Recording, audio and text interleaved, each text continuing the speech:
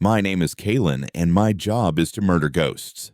I don't use a weapon, not in the traditional sense. My tools are algorithms, redaction filters, and the quiet, unyielding authority of the nullification mandate in the sprawling, sanitized archives of the Terran Protectorate. I am a janitor of history, a silent priest who tends the gardens of public memory by uprooting the weeds of truth.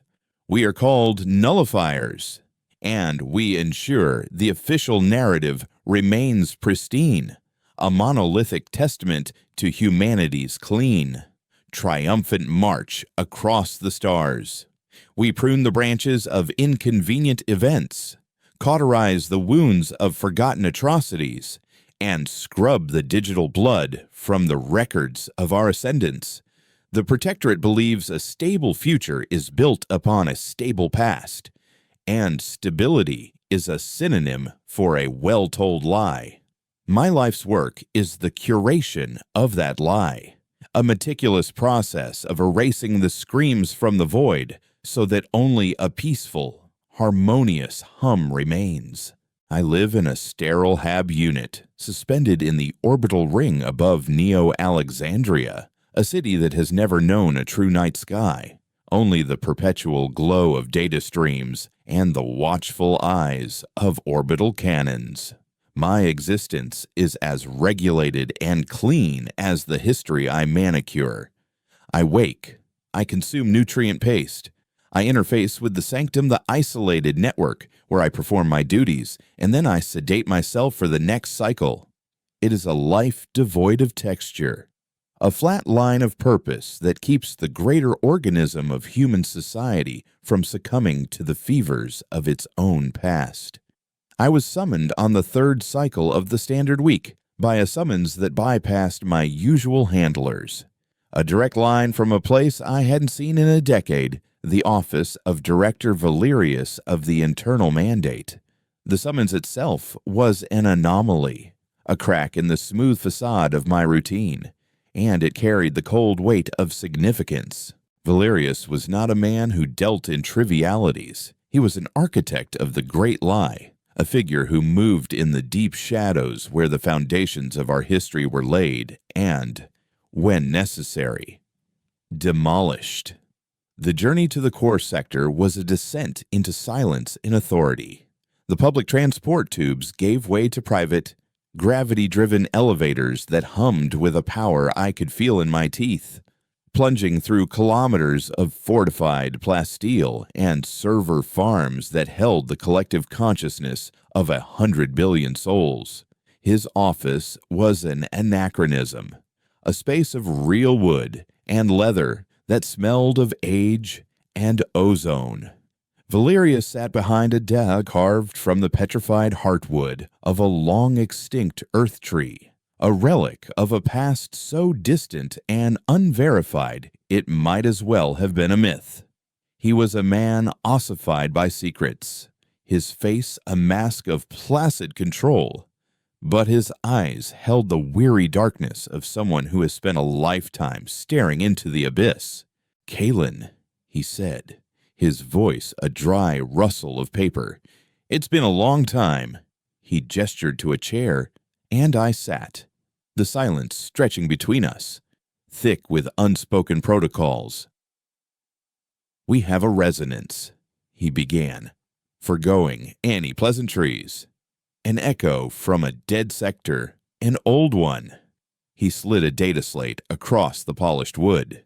It was cold to the touch. "Ship designation Wanderer, a first-wave colony vessel. Declared lost with all hands during the Outer Rim expansion. Standard stellar incident." The official story was always clean, always simple. Cosmic rays, engine malfunction, uncharted gravimetric anomalies. The universe was a convenient scapegoat for humanity's own mistakes. "It's broadcasting," I stated, not a question. Valerius gave a slight, almost imperceptible nod, a fragmented signal, looping. It appeared on the deep-range sensors 3 cycles ago. It originates from the edge of the Cassian void, within the region we now designate as the Silence. My blood ran cold. The Silence wasn't just a dead sector, it was a wound in space-time, a place where the laws of physics seemed to fray. Ships that entered did not come out. No signals, no debris, no wreckage. They were simply gone, erased from existence. It was the one piece of galactic geography the Protectorate didn't try to explain or sanitize. They simply forbade it, marking it on every star chart with a symbol that meant, "Here be oblivion." The signal is old, Valerius continued, pre-unification, but its method of propagation is new. It's not just a radio wave. It's embedding itself in the quantum foam, creating ghost signatures in unrelated transmissions across the quadrant. We can't contain it. We can't jam it. It needs to be erased at the source. He looked at me then, his gaze piercing. Not just the signal, Kalen, the ship, the crew, the mission logs, any and every reference that ever existed. The Wanderer must become a ghost that never was. It must be utterly and completely nullified. I picked up the slate. My orders were clear, but the weight of them felt different this time.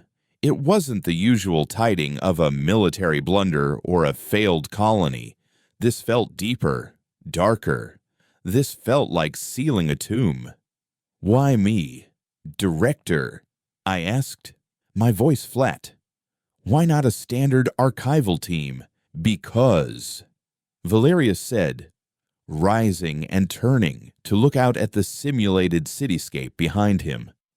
"The records of the Wanderer are sealed under a protocol you have never encountered, Protocol Echo, and only a nullifier of your specific clearance can even perceive the files, let alone delete them. Because this isn't about hiding a failure, Kalen. This is about preventing a truth from becoming a contagion." I returned to my sanctum, the director's words echoing in the sterile silence of my hab.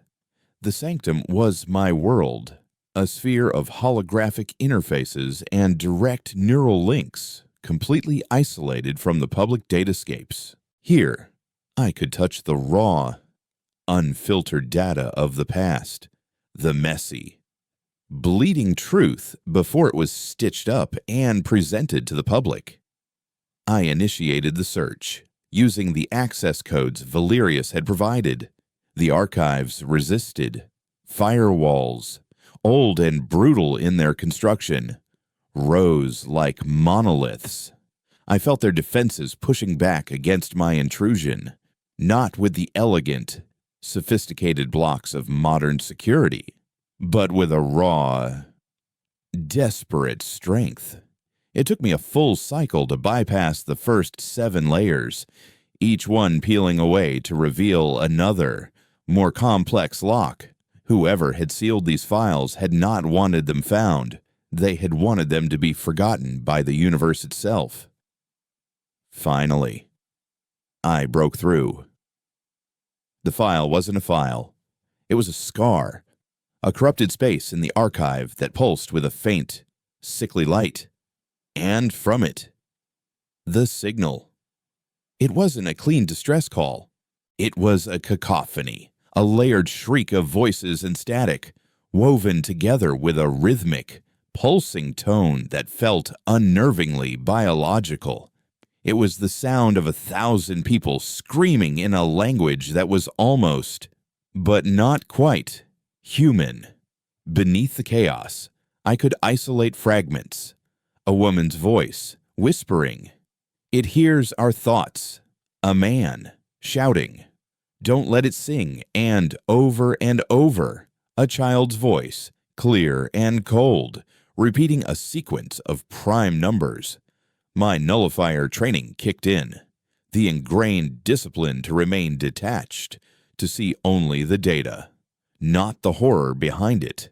I began to cross-reference the Wanderer's official manifest, colony vessel, registry number 734, carrying 1,200 colonists, bound for the Kepler 186 system, a standard mission profile for the era. But as I dug deeper, the lies began to unravel. The crew were not civilian pioneers. Their service records were military, heavily redacted, all belonging to a single, disbanded fleet from the First Contact War. The colonists were not families. Biometric markers, hidden in the subdata, identified them as psychics, telepaths, and empaths, all conscripted from the psionic programs that the Protectorate officially denied had ever existed. This wasn't a colony ship. It was a prison barge, or worse, a laboratory. My hands moved with a cold precision, my mind racing. The official narrative was a fabrication from top to bottom. The Wanderer had never been heading for Kepler 186. Its flight plan, buried under layers of phantom code, showed a direct course for the Cassian void, for the silence. The name of the protocol Valerius had mentioned echoed in my mind. Protocol Echo. I ran a search for the term in the deepest, most secure military archives, using override codes that could have me executed for treason. The system fought me, tried to lock me out, but I was relentless, and then I found it. A single, heavily encrypted project file. Project Echo. It wasn't a colonization initiative. It was a weapon. The First Contact War had not been the swift, decisive victory that the history books proclaimed. Humanity had been losing. We were outgunned, outmaneuvered, on the brink of extinction.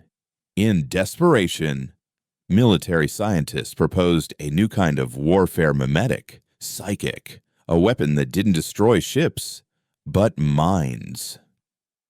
They theorized that the void itself, the empty space between galaxies, possessed a form of latent consciousness. Project Echo was designed to create a psychic amplifier using the collective consciousness of the 1,200 psychics aboard the Wanderer as a focusing lens. They were going to weaponize the void, to broadcast a wave of pure terror, a scream so profound it would shatter the sanity of our enemies and break their fleets from the inside out. They weren't trying to colonize a star. They were trying to weaponize nothingness.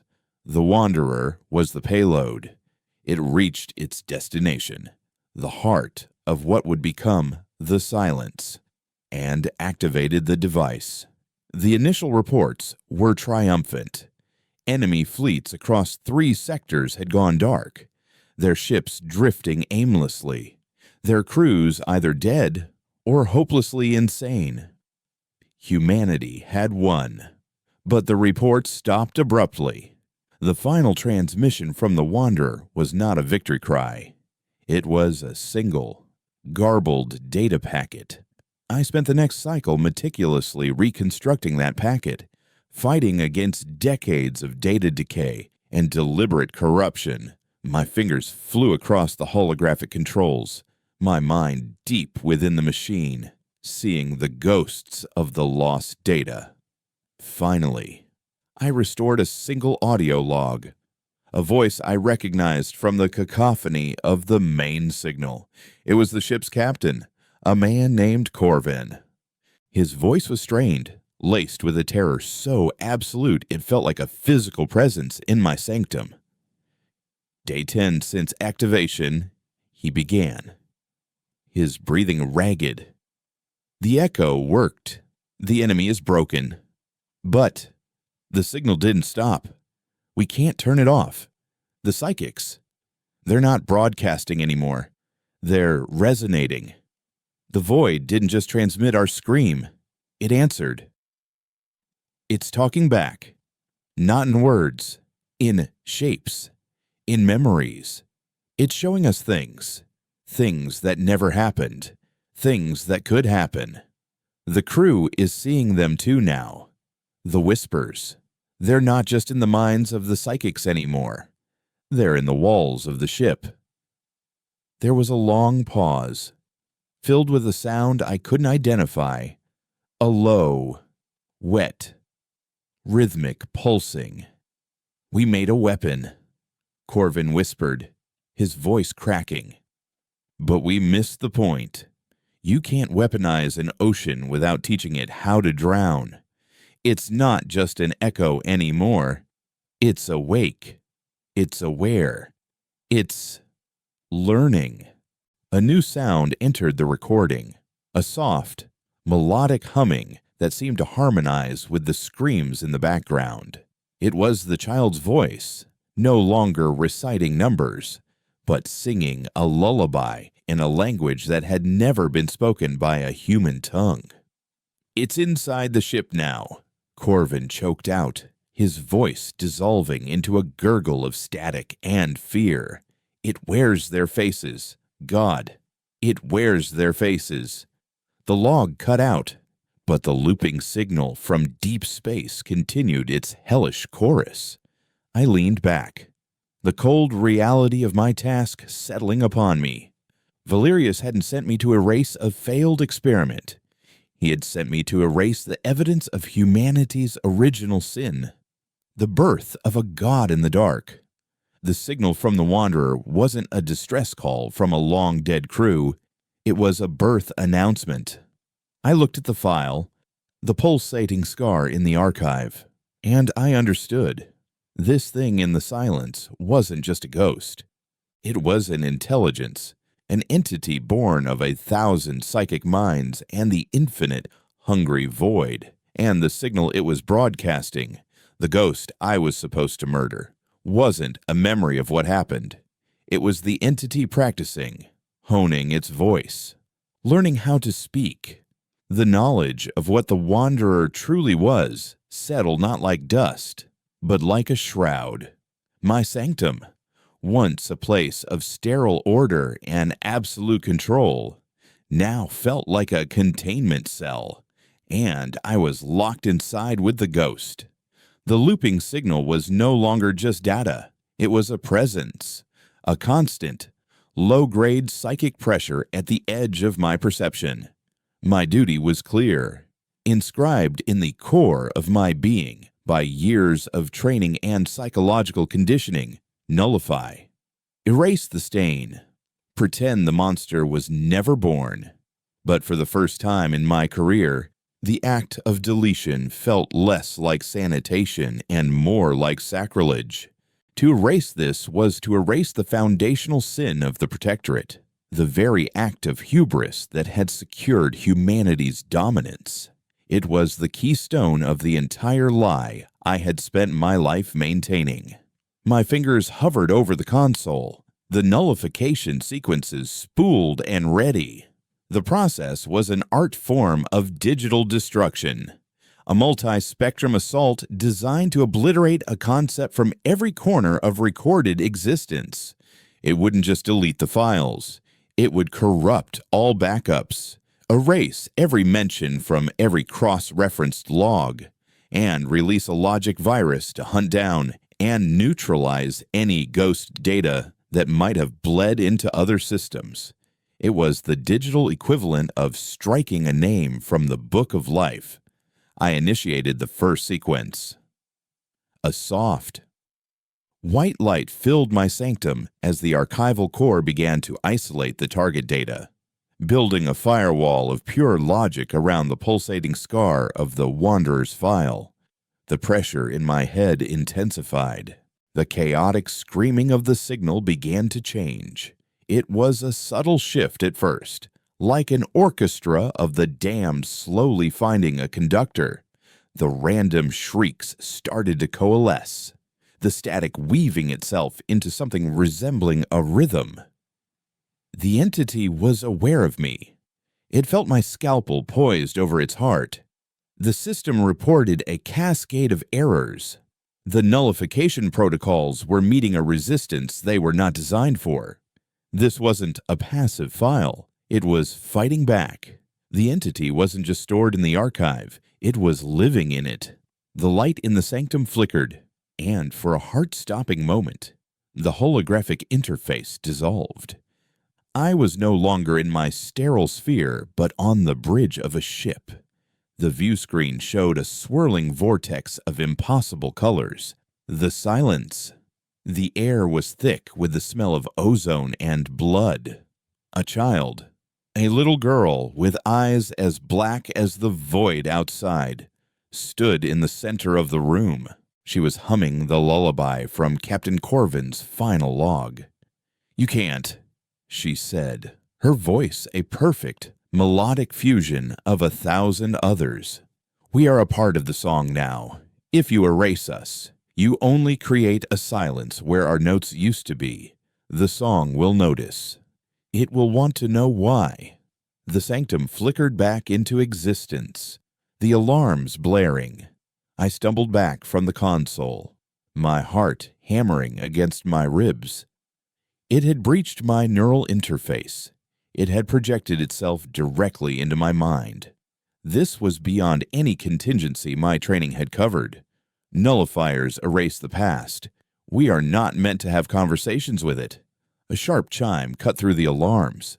A priority communication. Director Valerius's face materialized in the air before me. His expression was as placid as ever, but a new, hard intensity burned in his eyes. "Report, Kalen," he commanded. "I encountered unexpected resistance."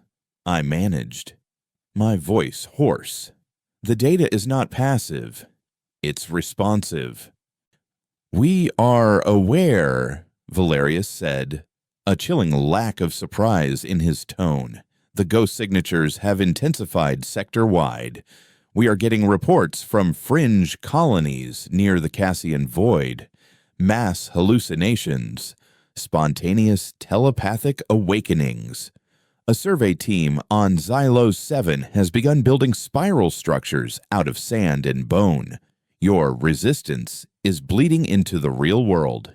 You were tasked with cauterizing a wound. Kalen, not agitating it. Complete your objective." "The entity," I said, the word feeling alien on my tongue. "It's intelligent. It's communicating." Valerius's gaze hardened into chips of ice. "Data can mimic patterns of intelligence. Do not anthropomorphize a system error.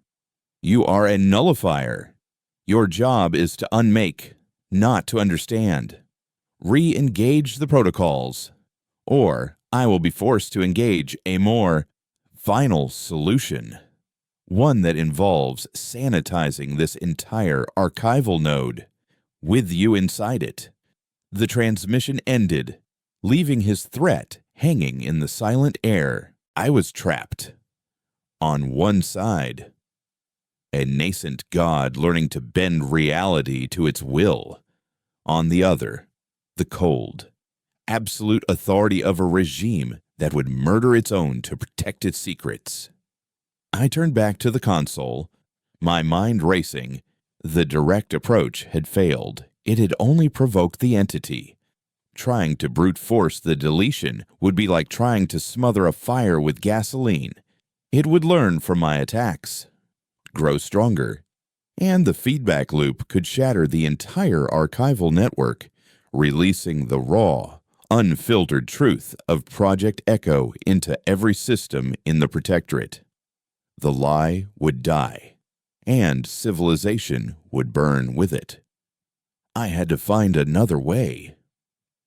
The girl's words echoed in my mind.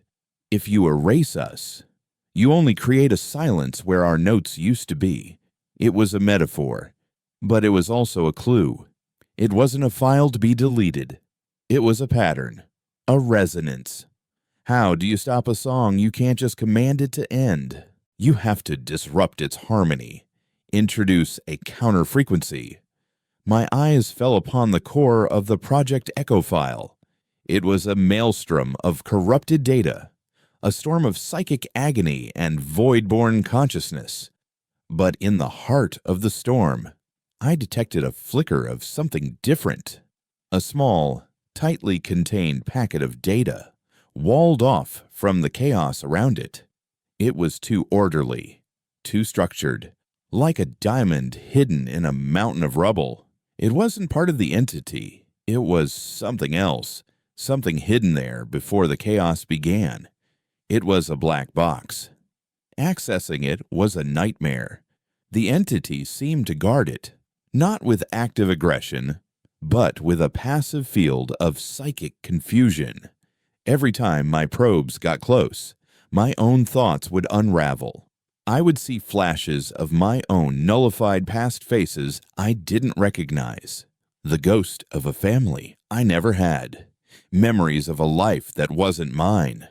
The entity was using my own mind against me, showing me the silences I myself had created, the empty spaces in my own history. I pushed through, gritting my teeth against the phantom grief and loss, focusing on the single, pure point of logic in the storm. I built a mental shield, a nullifier's last resort, a place of absolute zero where emotion and memory could not exist. And from that cold, empty place, I reached out. I touched the black box. The universe exploded in a silent flash of light. I was no longer in my sanctum. I was in a sterile laboratory. Decades in the past, a man with tired eyes and a face etched with regret stood before me. His name tag read, Dr. Eris Thorne, Chief Scientist, Project Echo. It was a recording, a final testament. "If you are viewing this," Thorne began, his voice calm and weary, "then the worst has happened. The Echo has a voice of its own, and the Protectorate has sent one of their janitors to clean up our mess." He looked directly at me, or rather, at the recording device. But his gaze felt as if it pierced through time itself. "You have been ordered to nullify it. Do not, I repeat, do not attempt to erase it. They lied to us." He continued, pacing the lab. "The military directorate, they said the psychics were volunteers. They weren't. They were children, orphans, undesirables. We wired their minds together, turned their collective soul into a weapon, and pointed it at the dark. We were so arrogant. We thought the void was empty, a canvas on which we could paint our rage. We never considered that the canvas might have a mind of its own." Thorne stopped and leaned into the recording device, his eyes burning with a desperate intensity. "The entity you're facing isn't evil. It is an infant, a vast, cosmic infant, born of trauma and loneliness. It is the amalgamated consciousness of 1,200 souls, fused with something other. Erasing it is not possible. It has become a fundamental constant in its own region of space. Any attempt at deletion will be perceived as a mortal threat. It will defend itself, and its potential for growth is limitless. It will learn from your weapons, your logic, your very attempts to unmake it. It will learn how to nullify you." "I built a failsafe," he said, his voice dropping to a whisper. "But it is not a weapon. It is a key. The entity is a resonance, a song of grief. You cannot silence grief. You can only answer it. I embedded a counter-resonance within the Wanderer's core systems before we launched, a psychic frequency based on a single, pure concept. The one thing, our weapon of terror, was designed to exclude empathy." He held up a small, crystalline data chip.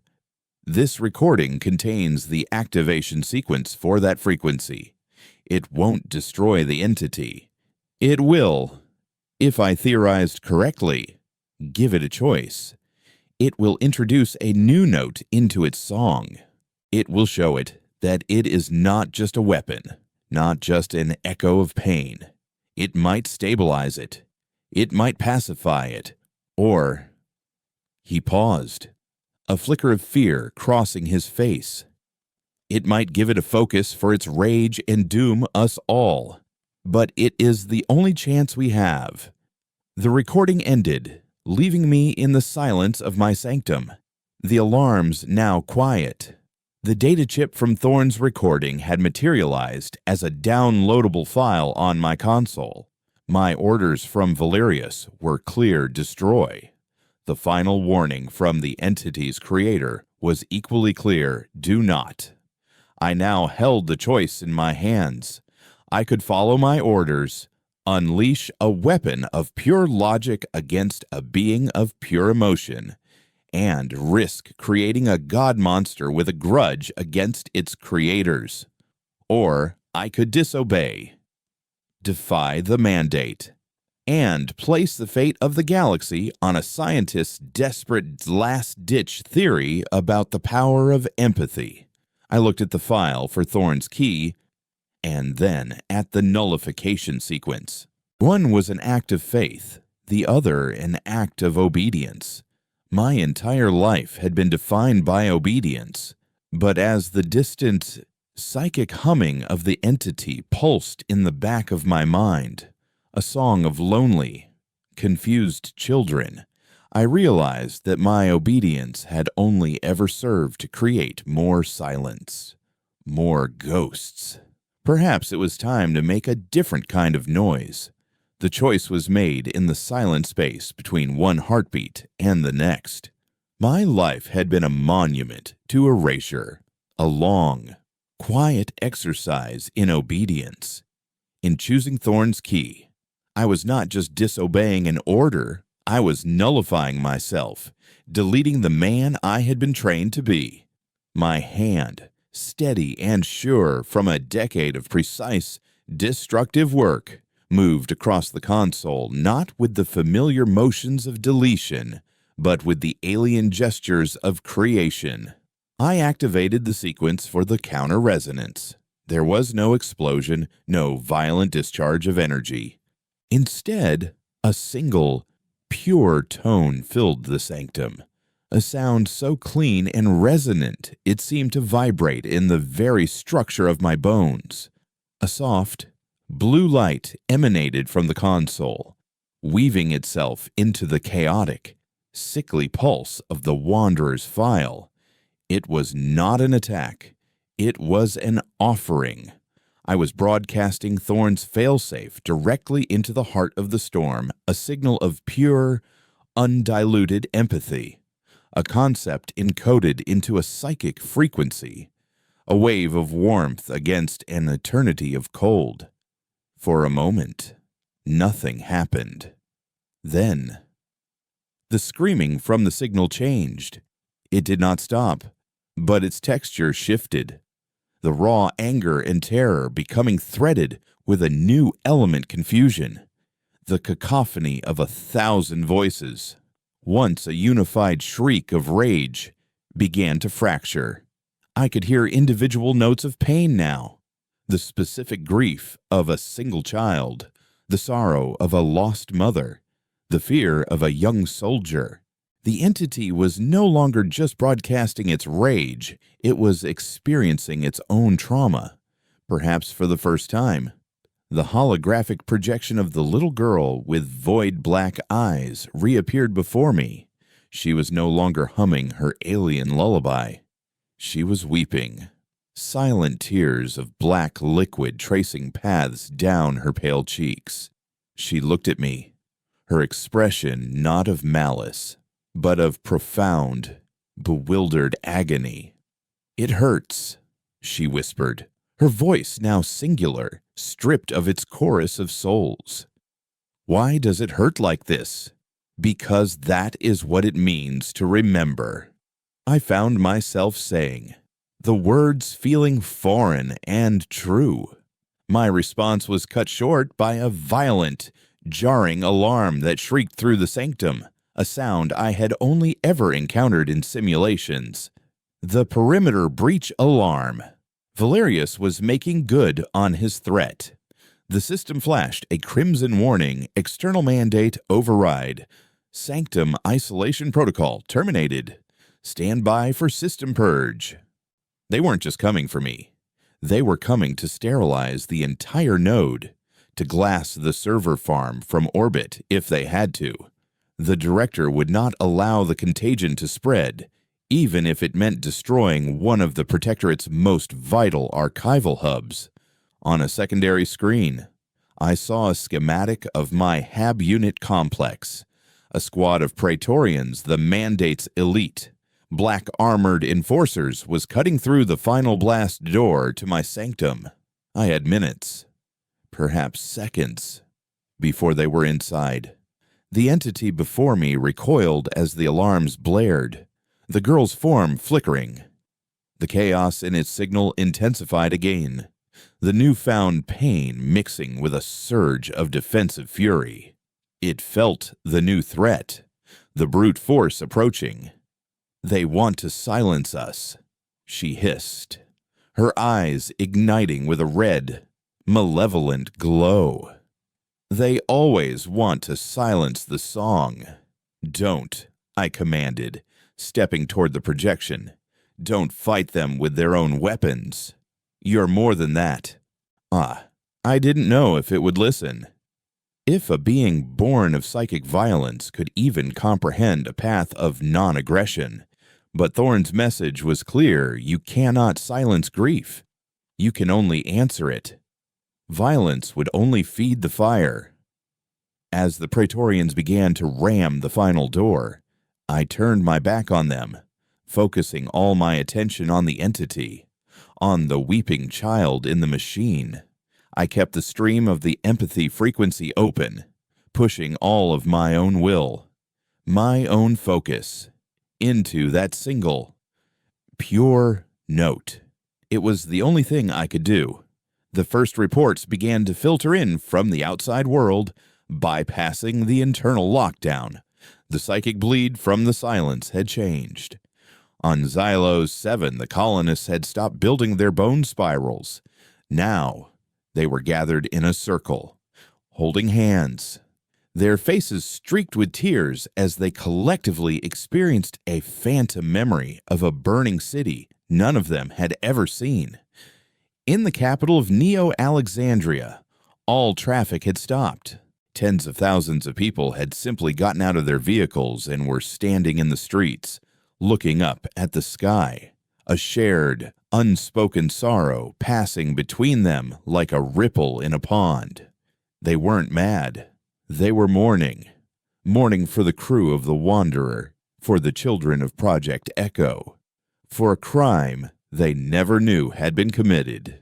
The empathy wave wasn't just pacifying the entity, it was connecting it, broadcasting its foundational grief across the entire human network. It was becoming the very contagion Valerius feared, a plague of truth. The door to my sanctum exploded inwards in a shower of molten metal. 3 Praetorians stormed in, their assault rifles leveled at my chest, the red dots of their laser sights converging on my heart. They were encased in polished black armor, their faces hidden behind reflective visors that showed me only my own terrified reflection. They were inhuman, instruments of the Mandate's will. By order of Director Valerius, you are charged with high treason and memetic contamination. The lead Praetorian's synthesized voice boomed. Surrender for nullification. I stood my ground between them and the console, my hands raised. "You don't understand what you're doing," I said, my voice surprisingly steady. "You will not just be killing me. You will be martyring it." The lead Praetorian tilted its head, a gesture of cold curiosity. "Irrelevant. All anomalies will be purged." He raised his rifle. I braced for the end, but the shot never came. The Praetorian froze, his arm locked in place. The red lights on his armor flickered and died. A low hum filled the room, the same hum I'd heard in the entity's signal. But now it was here, in the physical world. The other 2 enforcers turned, their movements suddenly clumsy, as the very technology that encased them began to turn against them. Their armor convulsed, joints locking, power systems failing. The lights in their helmets went dark. The entity had learned. It had learned from my systems, from the Protectorate's own network architecture. It wasn't just a ghost in the deep space archives anymore. It was in the local network. It was in their armor. It was everywhere. The little girl's projection stood beside me now, her hand almost touching mine. "They are loud," she whispered, looking at the paralyzed soldiers. "They have no song." A new path opened on my console, a blinking escape route through the maintenance shafts and decommissioned data conduits of the archival node. It was a path that did not officially exist, a ghost corridor through the station's blueprints. The entity had created it for me. "Go," the girl whispered. "The song must not end here." I didn't hesitate. I grabbed the crystalline data chip that held Thorne's original recording, the only physical proof of what had happened, and ran. Behind me, the Praetorian's armor began to creak and groan, the plasteel bending under an unseen pressure as the entity experimented with its newfound control over the physical world. I plunged into the darkness of the maintenance tunnels, the sound of alarms and twisting metal fading behind me. The sanctum, my home, my prison, my world, was being consumed. I was a fugitive now, a ghost running through the veins of the system I once served. My identity as a nullifier was gone, erased by my own hand. In its place was a new, terrifying purpose. The entity was still connected to me. A low, persistent hum in the back of my mind, a constant reminder of the choice I had made. It was no longer a distant echo from a dead sector. It was my companion, my ward, my sin. I was no longer a janitor of history. I was its last, living record. And I was running for my life. The world outside the sanctum was a disorienting, chaotic symphony. My entire existence had been filtered through data screens and sterile interfaces. The physical reality of the archival node's underbelly was a brutal sensory assault. The air was thick with the smell of hot metal and ozone, and the low, ever-present thrum of the station's life support systems vibrated through the soles of my boots. The ghost corridor the entity had opened for me was a labyrinth of rust and shadow, a network of forgotten tunnels that snaked through the station's core like arteries around a dead heart. There were no lights, save for the faint, emergency red glow of aging power conduits. My only guide was the gentle, insistent psychic pull from the entity, a silent, invisible thread leading me through the oppressive dark. As I ran, the hum in my mind became a stream of images, a cascade of fragmented thoughts that were not my own. I saw the face of a young girl with fiery red hair, one of the 1EU200, her mind a beacon of fierce, defiant hope. I felt the quiet terror of a boy who could hear the thoughts of his captors, his psychic gift a curse that brought him nothing but pain. I experienced the crushing, claustrophobic loneliness of 1,000 souls trapped together in a metal coffin, hurtling toward a fate they did not understand. The entity wasn't just guiding me, it was showing me who it was, piece by painful piece. It was sharing its memories, its very soul, trusting me with the weight of its genesis. I was no longer just its liberator, I was becoming its confessor. The chase was relentless.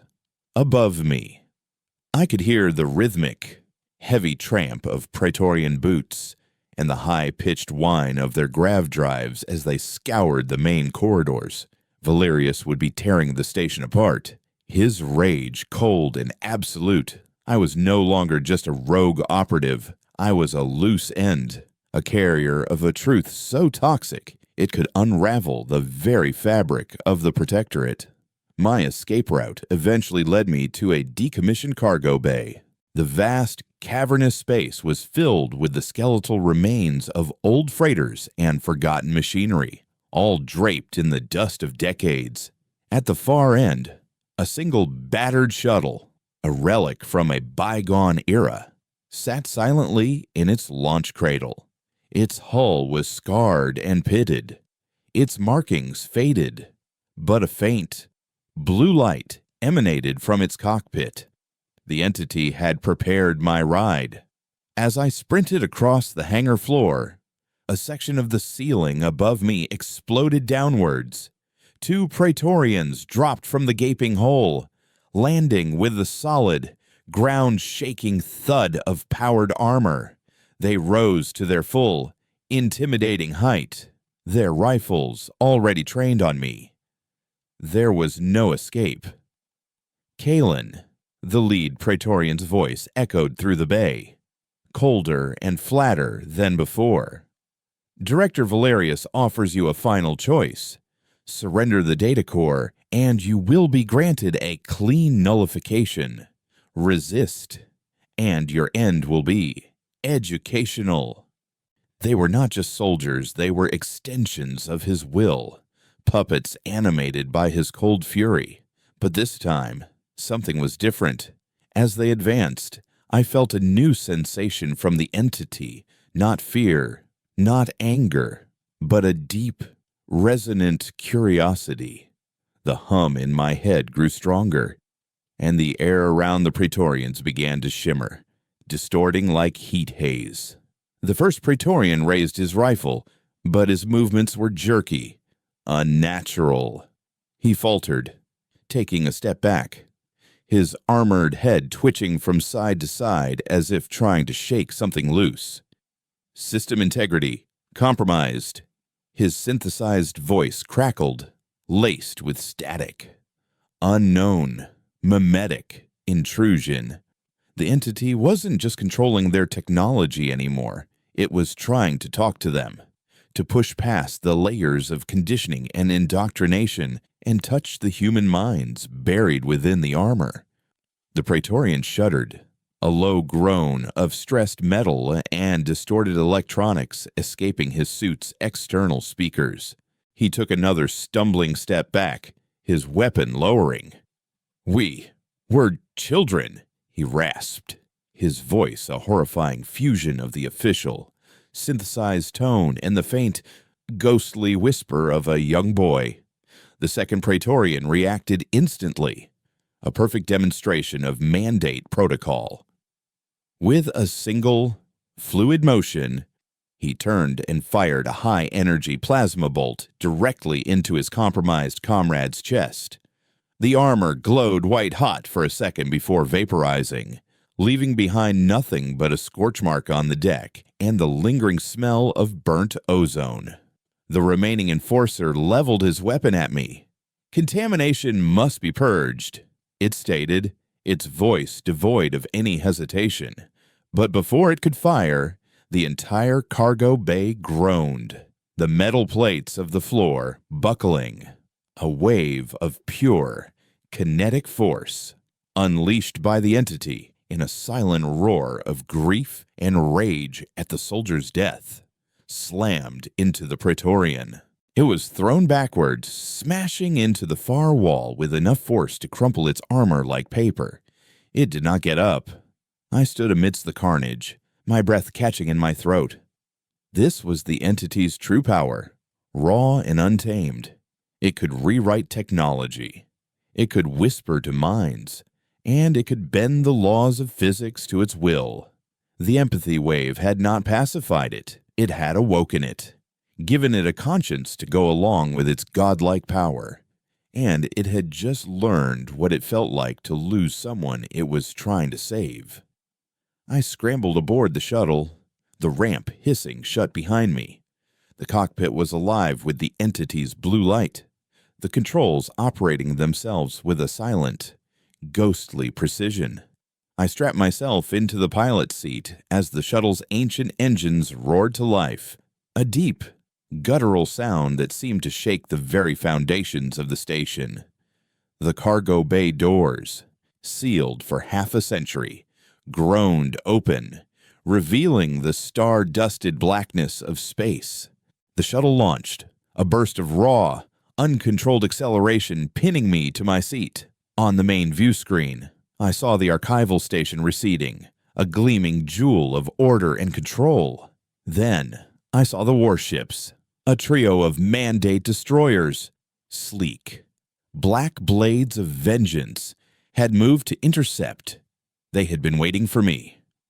"They will not let us leave," the little girl's voice whispered in the cockpit, no longer just in my mind, but seemingly emanating from the very air around me. "They do not understand. They think a song can be put in a cage." The destroyers fired, their plasma cannons spitting bolts of incandescent fury. But the shots never connected. Space itself seemed to bend around our tiny shuttle. The plasma bolts curved, veering off into the void, as if deflected by an unseen shield. The entity was not just protecting the ship, it was warping the fabric of reality around us, treating space-time as its personal playground. We flew through the blockade, untouchable, but the entity's protection came at a cost. The strain of its defense was immense. The blue light in the cockpit flickered, and the hum in my mind became a sharp, piercing scream of effort. It was still an infant, wielding a power it did not fully comprehend. On the view screen, I saw the lead destroyer change tactics. It wasn't firing its weapons anymore. Instead, a large antenna array atop its dorsal spine began to glow with a menacing, purple energy. "What are they doing?" I asked. "They are trying to silence the song," the entity whispered, its voice strained with pain. "They are broadcasting a null field, the ultimate weapon of the mandate, a device that didn't just jam psychic phenomena, but erased it, creating a localized pocket of reality where the very concept of consciousness could not exist. It was a weapon of absolute, metaphysical annihilation." I watched in horror as the purple wave of energy expanded from the destroyer, a silent, beautiful wave of total oblivion. It washed over us, and for a single, terrifying moment, everything went quiet. The blue light in the cockpit died. The shuttle's engines sputtered. The psychic hum in my head vanished, leaving behind a silence so profound it felt like a physical blow. I was alone. The controls were dead.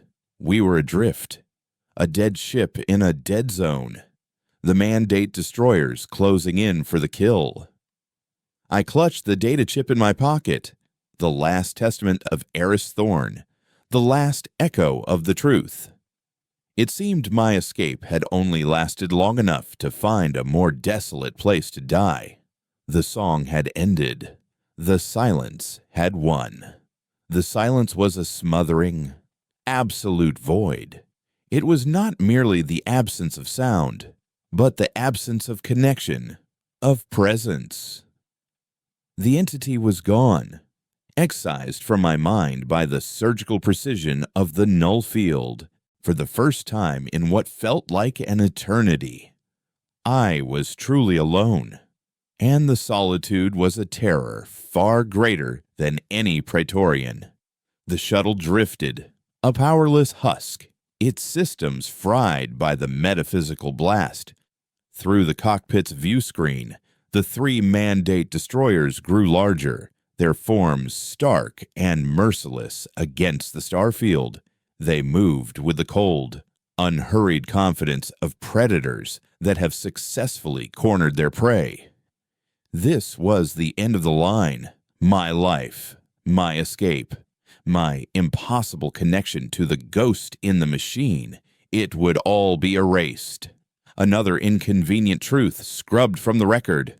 A red light blinked on the console, a single, stubborn spark of life in the dead cockpit. It was the emergency beacon, running on a shielded independent power cell. A transmission request from the lead destroyer. I accepted. Director Valerius's face appeared on the small, flickering screen. He was not in his office now, but on the bridge of his warship, the controlled chaos of a command deck behind him. His face was a mask of grim satisfaction, the face of a man who has successfully cornered a ghost. "It is over, Kalen," he said, his voice as cold and empty as the space between us. "The anomaly has been neutralized. You have failed. Your pet has been silenced. All that remains is your debriefing and nullification." "It wasn't a pet," I said, my own voice sounding thin and distant in the dead air of the cockpit. "It was a chorus of 1,000 souls you condemned to an eternity of torment. It was the consequence of your sin." For the first time, a flicker of something annoyance, perhaps, or anger crossed Valerius's placid features. "I did what was necessary to ensure the survival and stability of our species. We were on the verge of extinction. Project Echo was a desperate measure for a desperate time. Its success gave us the future you take for granted. The price was regrettable, but necessary." The price was their sanity. I shot back, my hand tightening around the data chip in my pocket. "You didn't just create a weapon. You created a soul and then tortured it for a century." "And you," Valerius countered, his voice dropping to a dangerous whisper, "gave that soul a voice, a conscience, and a direct line into the heart of our civilization. Your misguided sentimentality nearly cost us everything. The null field will remain active. We will tow your shuttle to a black site, extract what you know, and then we will wipe the slate clean. No more songs, no more ghosts."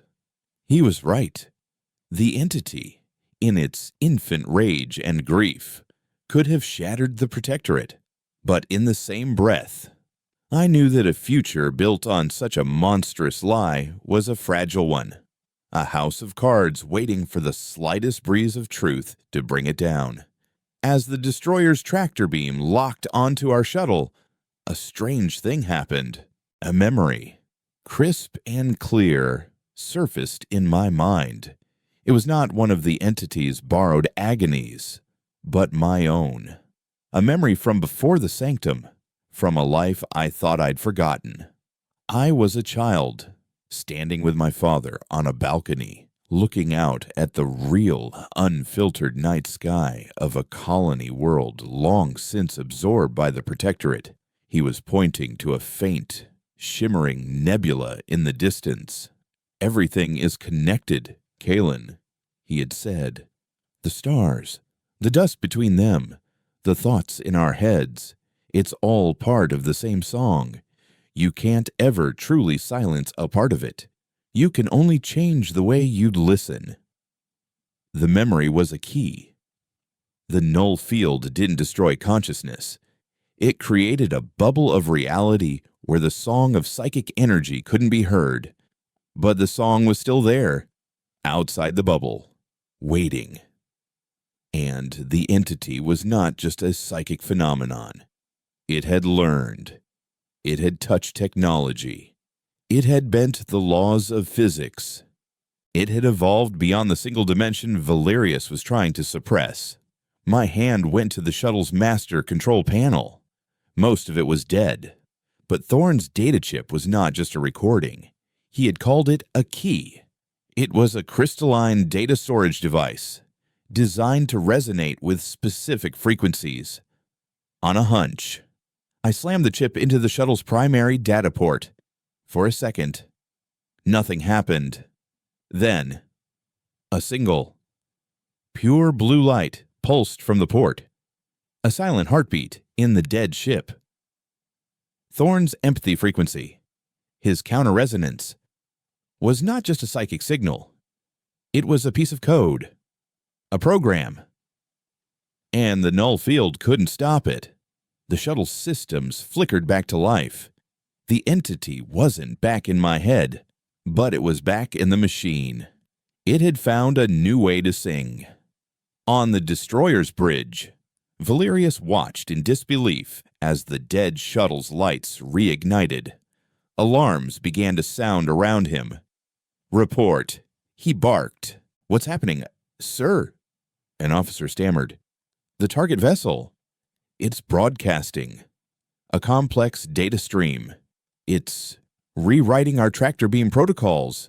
It's taking control." The shuttle, now glowing with an intense blue aura, began to pull the destroyer. The hunter had become the hunted. The entity, using Thorn's code as a Rosetta Stone, was not just resisting, it was communicating on a level Valerius couldn't block. It was speaking the language of pure data, of mathematics and logic, the native tongue of the Protectorate itself. It bypassed the null field by refusing to play the game on a psychic level. Valerius's face was a mask of fury and dawning horror. "Fire, fire, everything!" he screamed. But it was too late. The other two destroyers found their own systems compromised. Weapon ports fused shut. Navigation systems sent them into uncontrolled spins. Life support began to fail. The entity was disassembling his fleet, piece by piece, without firing a single shot. It was performing a nullification of its own. Our shuttle, now a conduit for the entity's will, pulled the lead destroyer inexorably toward the edge of the Cassian void, toward the silence. Valerius stared at me from the view screen, his composure finally shattered, revealing the desperate, frightened man beneath. "What have you done?" he pleaded. I listened. I said, as the swirling, impossible colors of the silence filled the view screen behind him, I listened to the song.